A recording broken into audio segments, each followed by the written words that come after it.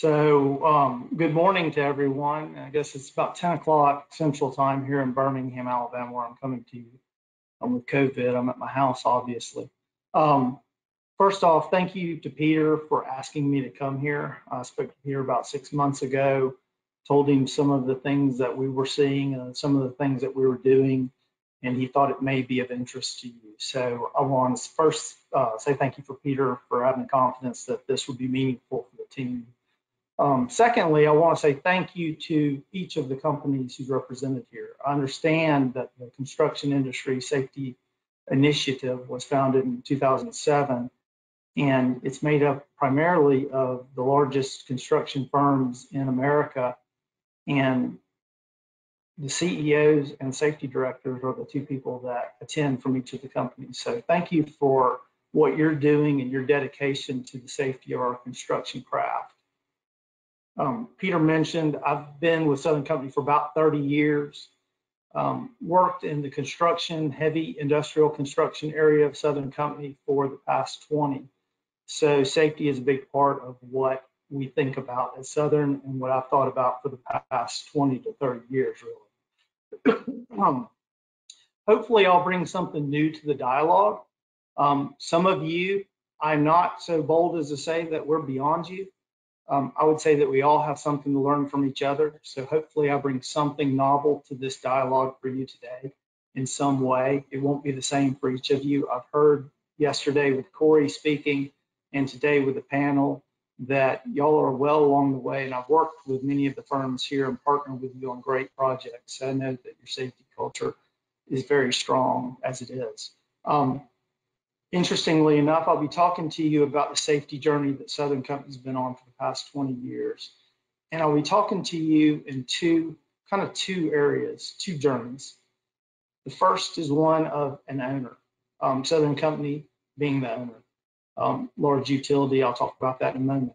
But also TPMS, as Peter mentioned, Technical and Project Solutions. We are a service company that provides full project and construction management services, as well as design, procurement, and technical expertise to the operating companies under the Southern Company umbrella.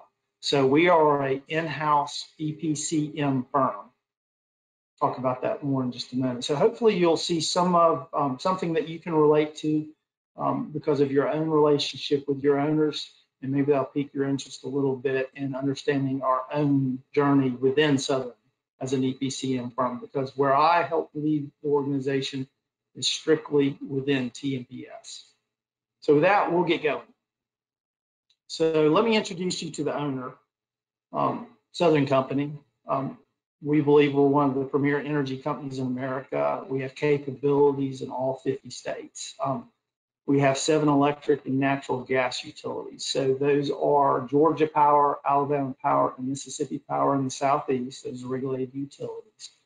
We also have Nicor Gas in Illinois. We have Virginia Gas in Virginia.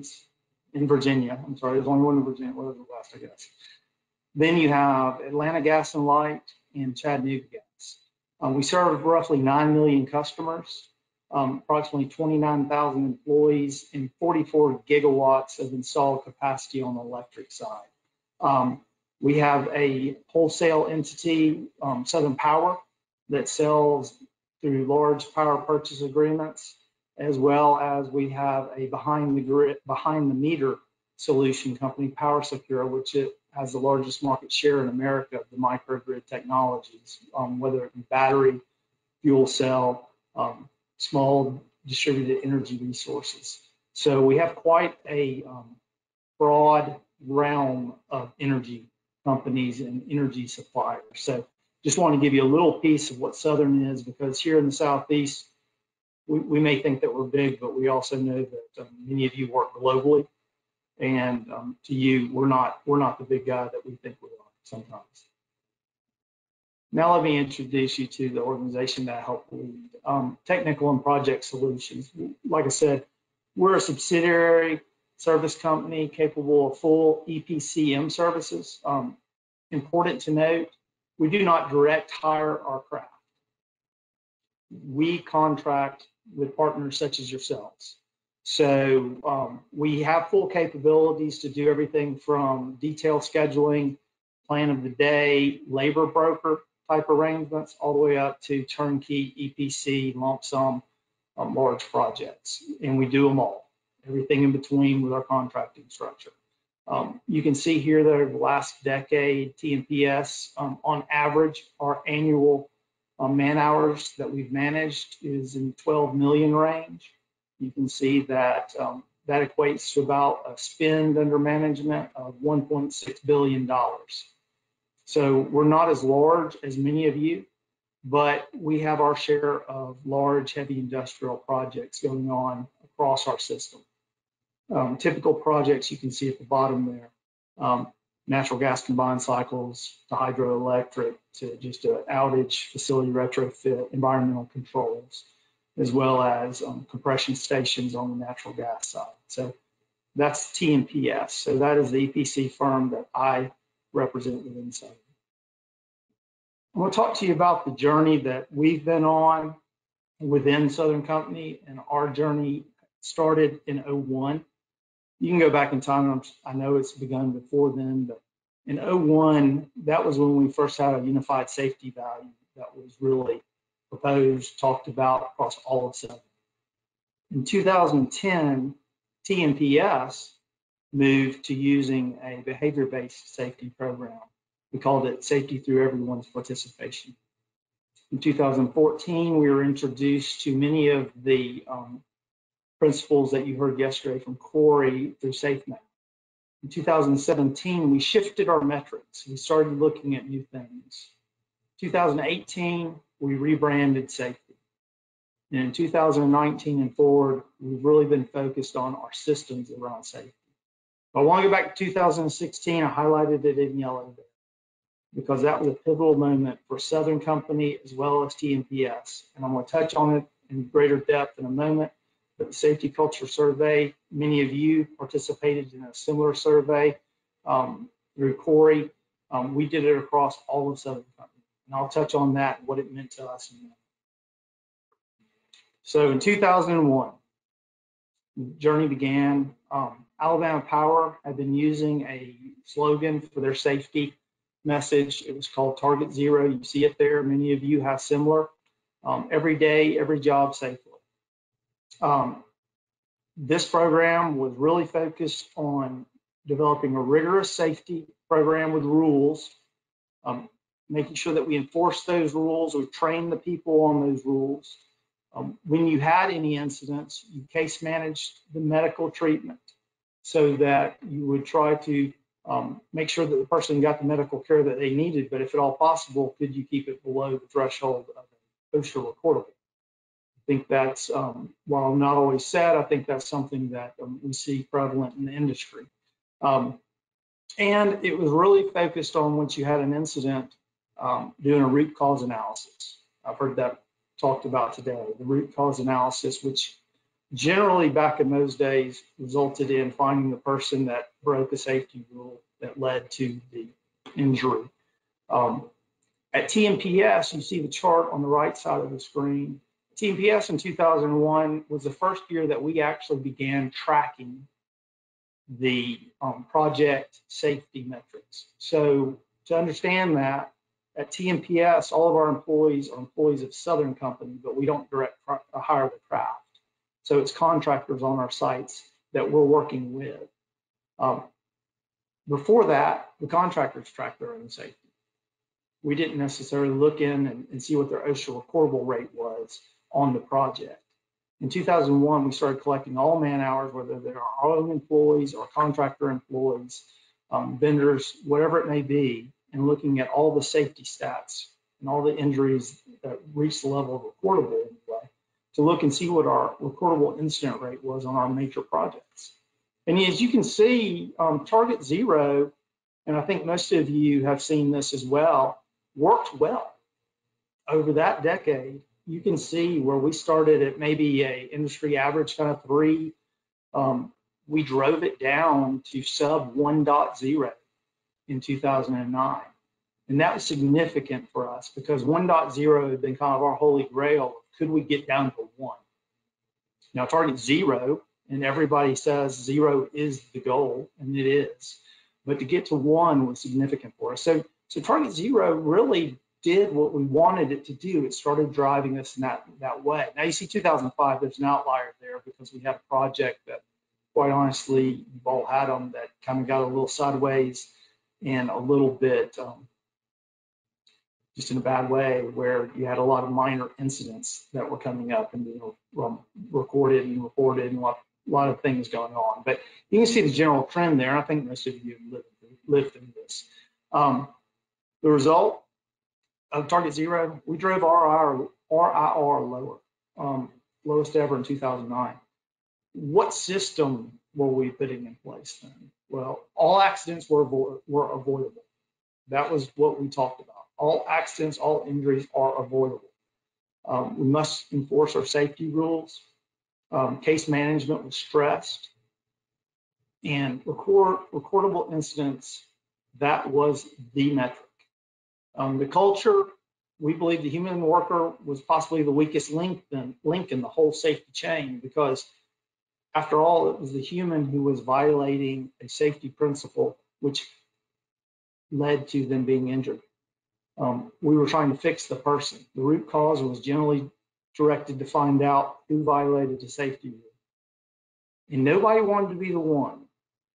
And I will say that this was the era of biscuits and banners. I say that because at this time, that moniker that you see on the left there, target 0, every day, every job safely, was actually printed on flags. And each site got that flag at the end of the year if you had 0 recordables. And we had many sites that achieved 0 recordables, whether it was a office setting, a operating plant, or a major project. You got that flag and you got to fly it above, either in your conference room or above the construction trailer on many of our sites. And it was really something that people held with a lot of pride that they achieved target 0.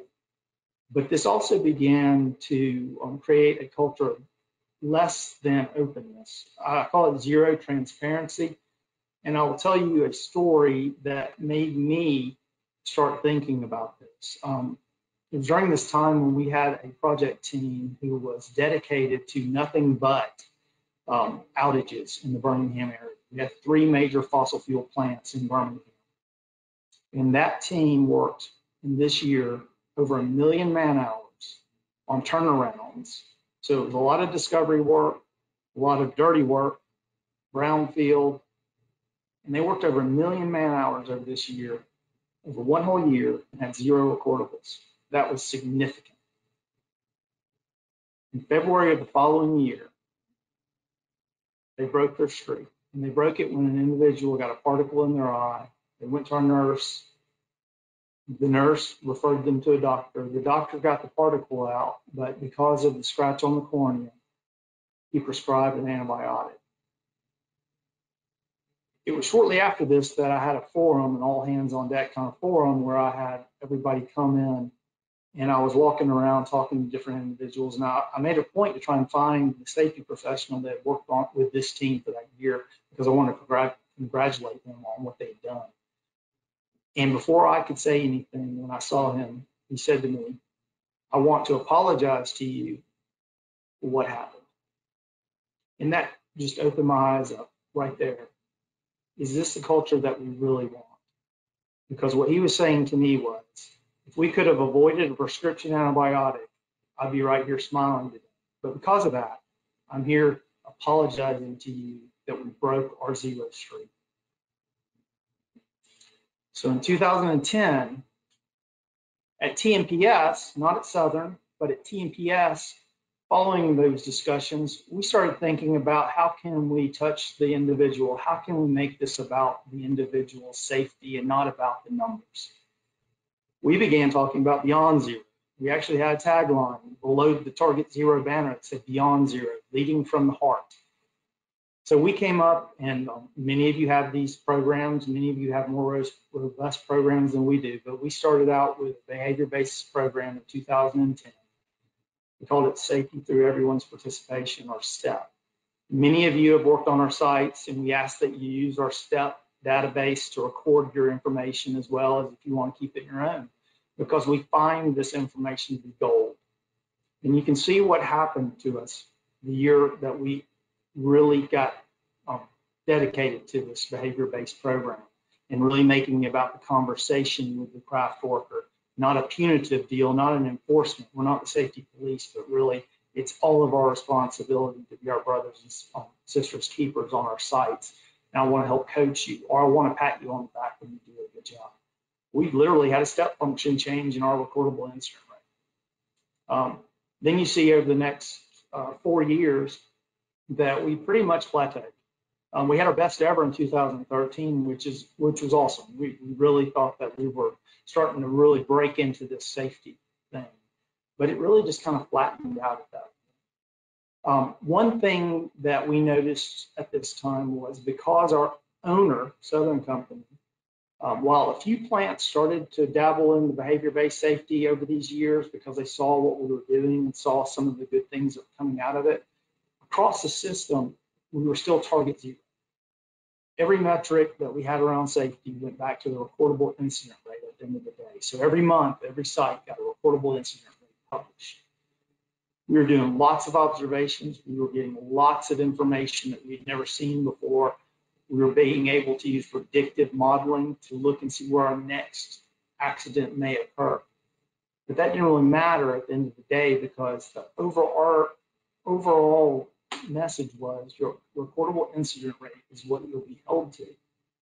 While we saw it benefit, that still undermined some of the cultural change that we were trying to get to. And we saw that plateau. So the system that we had in place at that time, behavior-based safety, was great. We were beginning to coach through conversation. We were reaching past the artificial barrier and talking to the craft directly. Note, these were not our employees, they were your employees if you were on our site, but we were talking to them and we saw things going on. We took the time to help coach. We talked to the supervision. We used predictive modeling, but RIR was still the metric. The culture, safety started being about people more. We actually had a slogan one year for our safety forum that was people power safety. We started really taking it to heart and really showing people that we cared about them. We started discussing leading indicators, our observations and what we were seeing, which may be a leading indicator, maybe a slightly less lagging indicator than a reportable. But by using that information, we're able to take that to other sites, which benefited those sites. And you've all seen this. If you have a behavior-based system that you have in place, you see these lines. But still, nobody wanted to be the one. Target zero was still there. The flag still flew. We still had the hamburger lunches and the biscuits. It really kind of, we were living as a EPCM firm in the owner's world and in the culture that we were trying to establish. So in 2014, I was asked by my safety director, myself and two others within TPMS, we were asked, would you like to participate in a SafeMap International Deep Safe Leadership Training class that was being held in Orlando, Florida? Now, I'd never really, I knew Corey from coming and talking to our safety forum, but I didn't know about this training. I didn't know what to expect, but I said, yes, if you think it's something worthwhile that could bring something back to us to make us better, I would be happy to get. Now, this was a 3-day training class that was held in Orlando. Leading up to it, I will tell you that you heard from Corey yesterday, and you heard some of his passion around the topic of safety.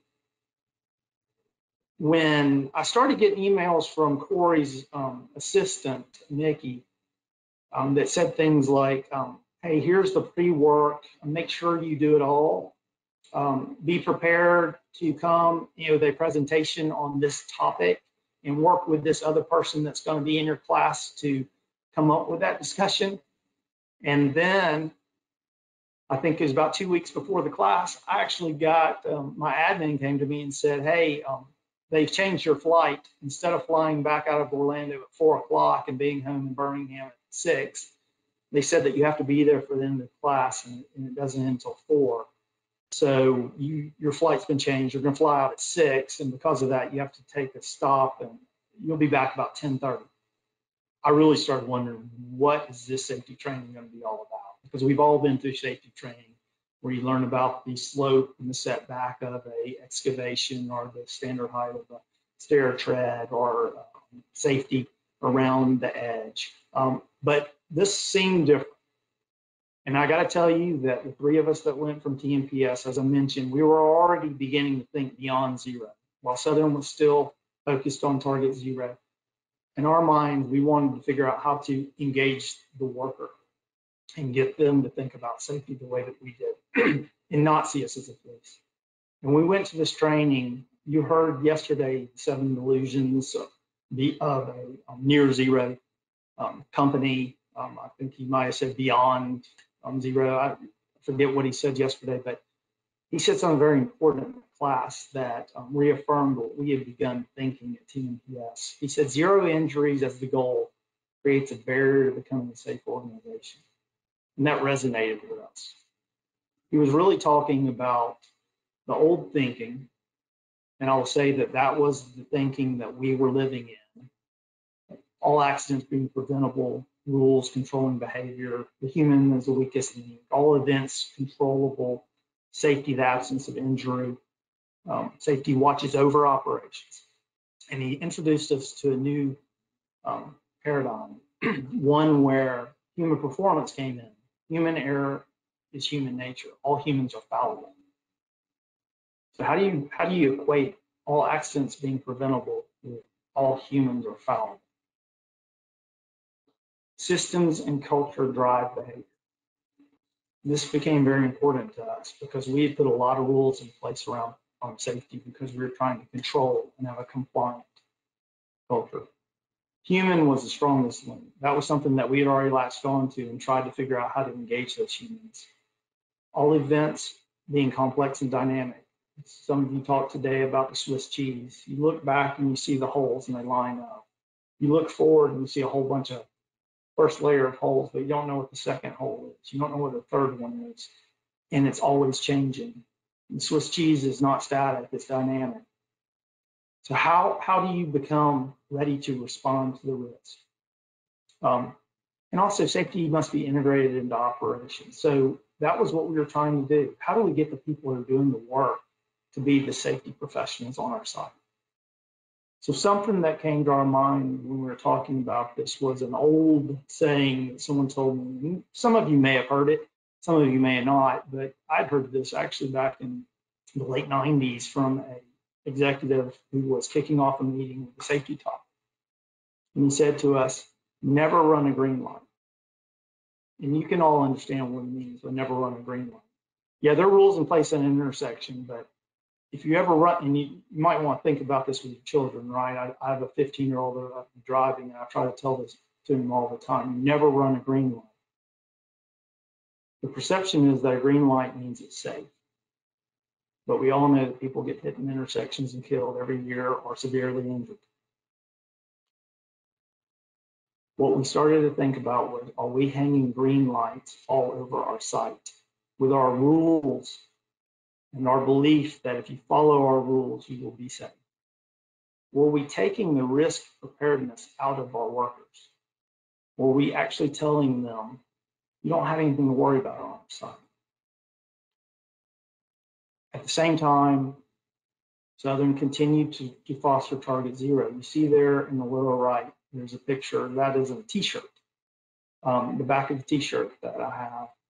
In 2015, for a 10-year kind of memorial around target zero, Southern Company had seen a plateau, just as we had seen the plateau that I showed you just a moment ago.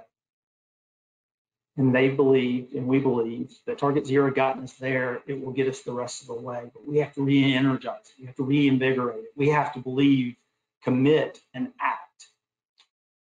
That was the message. So you see there where TPMS began to diverge just a little bit more with the safe map principles that we learned there. They made it okay to talk about safety in a different way. So I mentioned that we'd seen a plateau. And if you had gone back and looked at the trends, as you all have, you saw the same thing. And some of you spoke about it earlier today. The severe incidents, the fatal incidents, while they decline, they don't decline as greatly as your non-fatal or your less severe injuries. The focus on zero and the targeting of zero was working on those, but it wasn't working so much on the severe injuries, not to the same regard. So what was it that was going on? And Southern had just re-kicked off Target Zero, but began to ask this question. And I'm happy to say that because of our introduction with SafeMap, our safety director knew of Corey, knew of the SafeMap principles and the training. When we came back, myself and two others from TPMS, we trained all of those 250 individuals on our staff. We trained them all that fall. We trained them all in 1 week. Now it's a 3-day course. So we had all of our staff. We didn't take all from a site, but we took half from each of our sites at a time and did 3 days and 3 days. So we had an overlap in the middle. We trained them all. We also reached out to them believing that the idea of the green lights and that were we really ready to respond to risk, and had them come to our site and teach a hazard awareness class. Not to our own individuals, but we actually asked our contractors if it would be okay if we took their individuals and paid them to attend a training course that we paid for that was all about hazard awareness particular to that site. Well, this all started to resonate a bit within Southern as they were looking at the graph that you see here and trying to figure out what is it that will take us from here to there. In 2016, this, I mentioned a minute ago, being a pivotal moment for Southern Company. Our CEO, Tom Fanning, chairman of the board, looked at this with a management council made up of the CEOs of the various operating companies and said, we need to assess ourselves and see if we have something that is broke here, something that is preventing us from going further in safety. So yesterday you heard Corey speak to you about, I believe many of you took the survey, same survey, 46 areas. We talked to you about your results. We have the exact same results by company, by area. Corey actually took TPMS, even though we're not an operating company per se, we're a service company, and gave us our own because he knew and had seen that our culture was a little bit different. But you see here that while these are actually the TPMS results, which basically line right up with the Southern Company results, we were really still in this rational to righteous area. We weren't in the resilient area. We weren't in the reliable area where you start to see yourselves with a safety program that feeds on itself. We were still in the, if we didn't watch it every day, if we didn't have the rules in place, we weren't talking about Target Zero, we weren't going to make any progress. So we had to figure out, what are we going to do to move into the resilient area? And the most important aspect of this was all of Southern Company saw the results, and it had a profound impact on all of Southern Company, not only TPMS, where we had begun thinking this, but within the rest of the operating companies, because it showed us the barriers that we had to getting to the resilient level. First, if you focus on injuries, you will drive the learning opportunities from all incident types away, because you're so focused on whatever happened today that rose to the level of a recordable. You may miss the load that shifted on the back of an 18-wheeler as it pulled into your lock. You may miss the failed rigging. You may miss the open hole that didn't have a barricade, because you're focused on the person that's walking across the parking lot, tripped over his own feet, and had a rotator cuff too. You focused on the person as the weakest link in fixing that. Who caused this? Who broke a rule? Instead of focusing on the system and the culture, as I mentioned before, the system and culture that we had in place began to change at TPMS before at Southern. But now it was something that Southern was beginning to focus on, and that helped us immensely at TPMS. Complicated safety rules. If you believe that rules are the way to safety, then you're in a compliant mindset. You're going to come up with a lot of safety rules. I can tell you that we had an abundance of safety rules at TPMS. We had one that said If you're going to pick up a full water keg, 2 people had to be there. One person was not to do that task alone because we had somebody with a back pull that got a prescription medication, became a reportable. Well, how do you stop it? We came up with a new rule. Really need to be moving to fewer and leaner risk systems that are understood by them. Information siloed. In the South, we have a saying, keep it down home cuts. When incidents arose on sites, even if they were looked at that site, not reportable, because reportable would rise to the level of the enterprise. But if it was not a reportable, many times they were looked at maybe at the site, but they weren't broadcast. Others weren't learning from that same opportunity. You've got to move to an idea of celebrating engagement, where you pat people on the back for talking about things. And finally, target zero, you've got to move beyond zero, because focusing on zero really detracts you from a lot of the big things and a lot of the opportunities you have to learn. So if you want to get to that trusting and learning culture, these are some of the things that we found out we've got to be thinking about. This was very significant, and I want you to see this. This is Paul Bowers. He is the CEO of Georgia Power. This is in 2017. We hold a safety forum each year with all of our contract partners, our labor leadership partners, as well as our own representation and leadership. Georgia Power is the largest net income operating company of Southern Company. So this is Paul in his own words, following what we found out in the culture survey. Now, we've been on this journey around Target Zero for, with Alabama Power starting that, with almost 20 years for everybody in this system. And we've been on that journey and seeing the numbers come down and seeing the successes that we've had in terms of making sure there's a message around safety and that we're driving to zero. But all of a sudden, for the last few years, we've plateaued. And that's when I realized something's got to change. Even for my behavior, I got to change. Now, I'm the cause of driving us to try to get to zero. My heart's in the right place. I don't want anybody hurt. I don't want anything to happen to anybody. I mean, I'm the one who gets to, have to call after a big incident happens. Or I'm the one that sits in the living room of someone that we don't have with us anymore. And that's heart-wrenching. And I don't want to have that happen to any of us.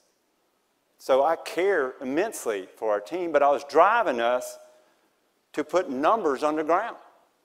We weren't seeing the true picture of what was going on in our business.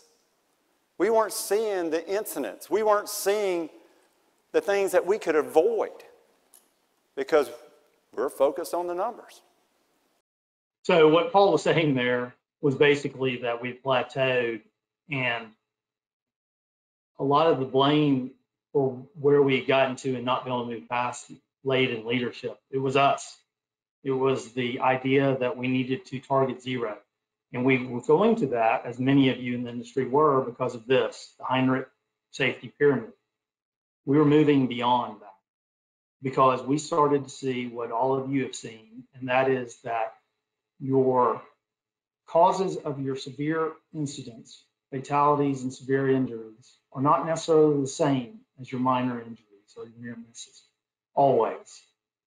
And by focusing on the near misses or the minor injuries and only targeting those that raise to the recordable level and trying to get people to drive those to zero, not only does it distract your energy, but it creates a hidden world where people don't want to tell you about the near misses or the unsafe acts, where you do find that you can have many good learnings. And after all, it was Heinrich himself that 50 years after he had published the pyramid said this: national figures show that different things cause severe injuries than the things that cause minor injuries. So at TPMS, what this meant was, this was kind of like our moment of reassurance. The things that we've been thinking, we were finally hearing from our leaders at the highest executive levels. we began asking all of our partners. If you're on our sites in 2017, we began talking to you and wanting to openly talk about every incident.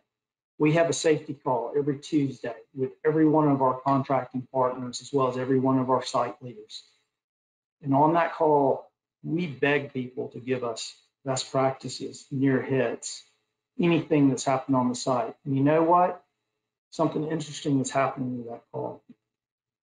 So in 2017, I'll show you this to say we had 28 reportables. They're shown in the blue bar on the right. Either medical treatment, restricted duty, or lost work. 28 incidents that rose to the level of that OSHA record. It was in 2017 that we began asking for all of this information. We said, if we get all this information, we need to analyze it and see what y'all called yesterday, I believe, the SIF. We called it PSIF. Which of these incidents had a potential for a serious injury or a fatality? How do we learn from this information? It's a lot of data, but how do you make it informational for leadership? And in doing so, you can see the area that maybe was less reported in the past became more reported because we were asking people to let us know about it because we wanted to learn from it. And they saw that. They saw that in our culture. They saw what we were doing. And if you look at those numbers, there are 28 recordables that in the past we would have certainly learned something from. Only 9 of those rose to the severity of a severe injury, or potential for a severe injury or a fatality. And I'll tell you, we didn't have 9 serious injuries that year. But 28 recordables that we would have typically focused on. You look at all those blue bars, there's 535 incidents in that year. We wanted to learn from all of them, so we began this process. We developed the PSIF process that I just mentioned, where we actually analyze everything. We review every incident objectively by a panel on a monthly basis, and those with the high potential are identified. And we then communicate those out to everyone, whether it be ourselves or our contract partners. We want everybody to know what's going on across our system because there are lessons to be learned. So we learned that year that not only could we learn from those 28 recordables, but we could learn from 535 events. Only nine of the recordables rose to a PSIF. But 66 of the other area that in the past may have been underreported or we hadn't looked at as hard, 66 of them rose to a PSIF. So 88% of our high value learnings in the past we really weren't focused on. We were focused on target 0. And target 0 was all about reportable injury rates.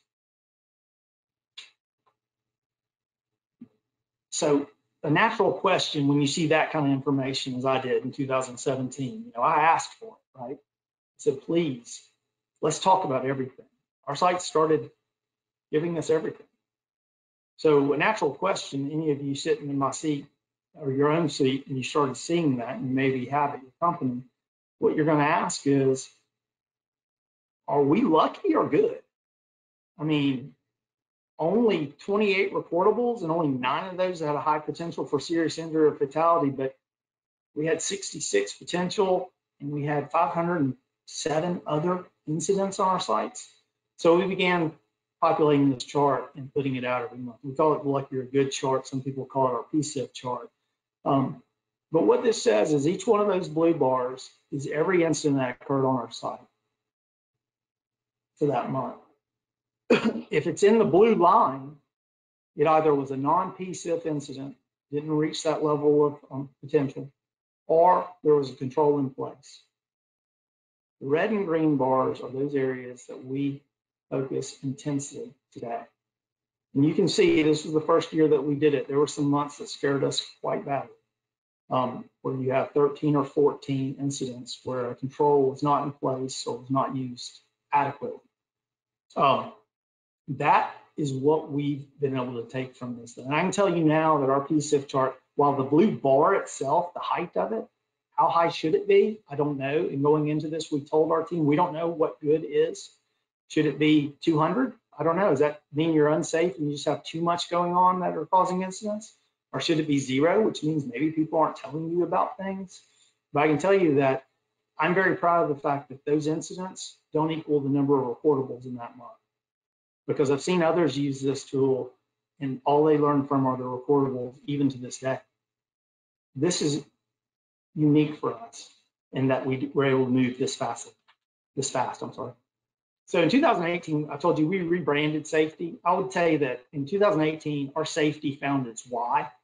You see the last line there, every job, every day safely. It should remind you of Target Zero, because that was the tagline, Target Zero, every job, every day safely. But it's that first sentence that is so important about this. When Southern moved to this really changed our culture, because it wiped out Target Zero. Target Zero is no longer a banner to be held up or a flag to be flown. We said we believe the safety of our employees and customers is paramount. That was a very big moment, because words matter, because that was our why. That same year, we had rolled out a thing called Stop Work. This is something that is very interesting to us, but we rolled out Stop Work in 2018, really focusing on it. If you look in 2018, this is the program, by the way, that was developed by our Southern Safety Trilateral, which is made up of our contract partners, our union leadership, because we do a lot of jobs that are working with the unions, while we do some that are merit as well. But we also have our company representation together, and really focused on how can we make it safer for everybody on our sites. And they developed this. It's a card that we give to every worker, and it's a commitment and an obligation that we expect from every worker on our site, that if you see something unsafe or you have a question, even a question, you can pull your card and stop the work, and we will get back together and figure out what either needs to be corrected or get answers to your questions. In 2018, you see there, we rolled it out across our sites. We had 162 stop works in that year. Two things that were very key to this that you need to know, and we've heard this from the craft. If you want this to be sustainable and to really take root, first thing is you need to thank the person who gives you the stop work, because it took courage on that person, no matter how small or how insignificant it may seem to you or to the team. It took courage on that person to do it, and we need to thank them. We do that immensely. We have many programs to figure out how to thank our workers for pulling the stop work.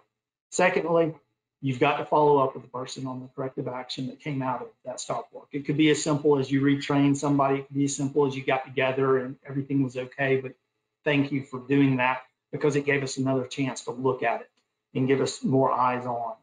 In 2019, if you look at that, we had 620 stop work authorities.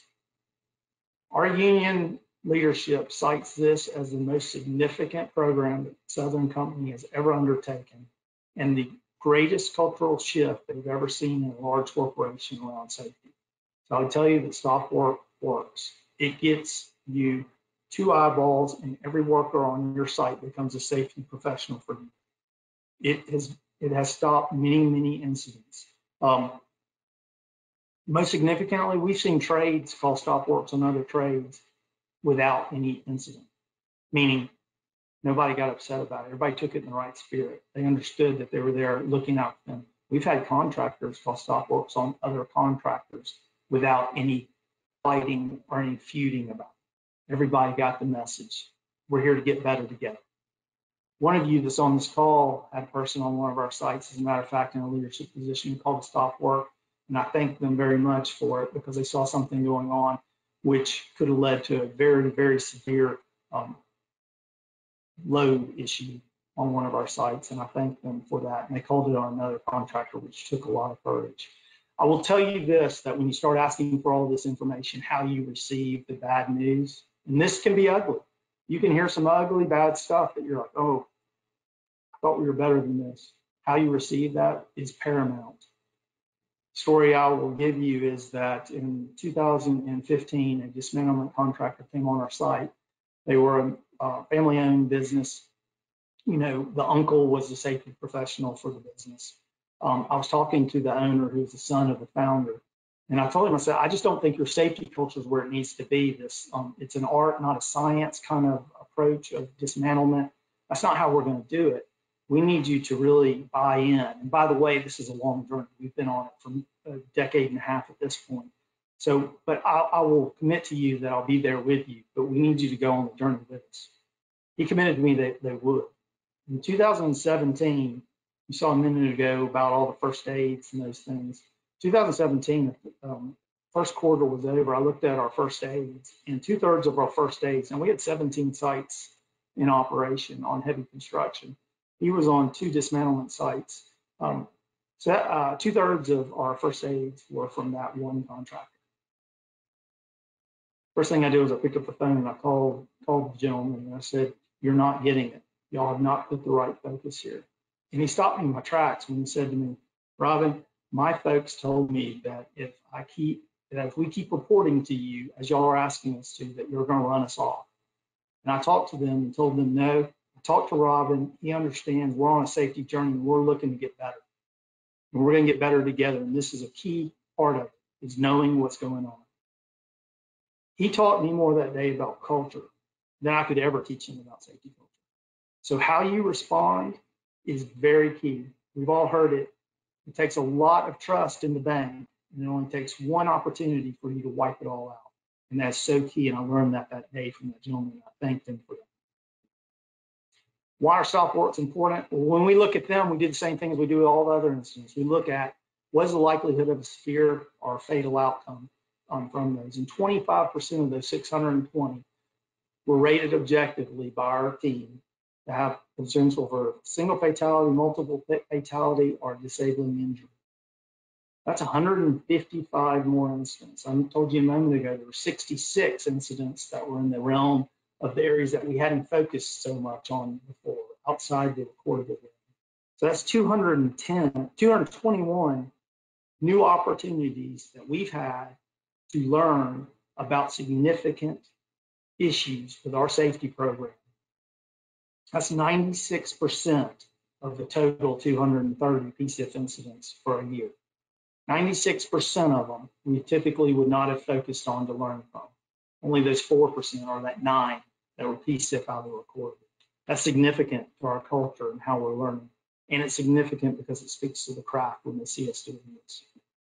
So 2019 and forward, I mentioned the system focus. First, we looked at our PCIFs and we started to put them into different categories. You can see them here with the most significant ones following. We then began to think, well, we need to get some better rules in those certain areas and be very rigorous about it. But we also learned the lesson back in Target Zero that complicated safety systems are not always understood. So we moved to looking at the critical risk management categories here. These are the 10 that we found to be most significant on our sites. They will line up with many of your own programs if you have a critical risk management program.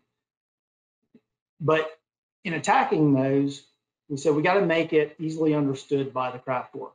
So this is an example of the placards that we put up around our sites, around operations, or on our sites. It's very simple. It has a few bullet points around the rules of the road, the things that will help to keep you safe, but it's not overly complicated. It's just a reminder. We also took our behavior-based system and said, if this is where people are getting severely injured, we should have focused checklists, focused observations at times. Not all the time, but at times we should go out and look at these areas, especially if we start to see trends around fall prevention, lotto. So these are some of the verifications that we began, and you can see them ramping up there in 2019 through 2020 today. This is just inspecting what we expect and making it simple for our people to go out there and be focused on one critical management area to get better. So with that, I'm going to sum it up, and then I'll take questions. First, Target Zero was a good first step, but it focused on the number. Our behavior-based system allowed safety to become about the person, but we were still operating within a owner-led Target Zero environment. SafeMap really started to resonate with us in talking about beyond zero, responding to risk and not the absence of injury. The culture survey, that was so pivotal for Southern because it got all of management, all of upper leadership on the same page. It moved us beyond zero so that all of us could actually embrace some of these ideas that we had begun seeing before that.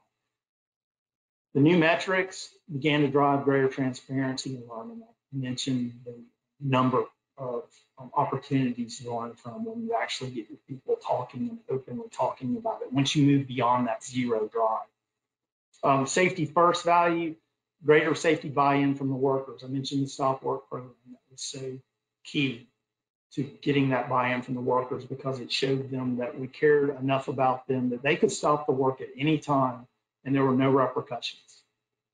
We actually thanked them for doing so. System focus, I mentioned that just a second ago, but driving a better readiness to respond to critical risk by really focusing you on where your severe injuries are likely to happen and making it simple and easy for the craft to understand the rules of the road. So with that, I'll just say safety is about people. Culture's got to drive transparency. Your system's got to be made simple while focusing on the risks and change of life. And I'll just ask y'all, and then we'll go to questions. Are you good or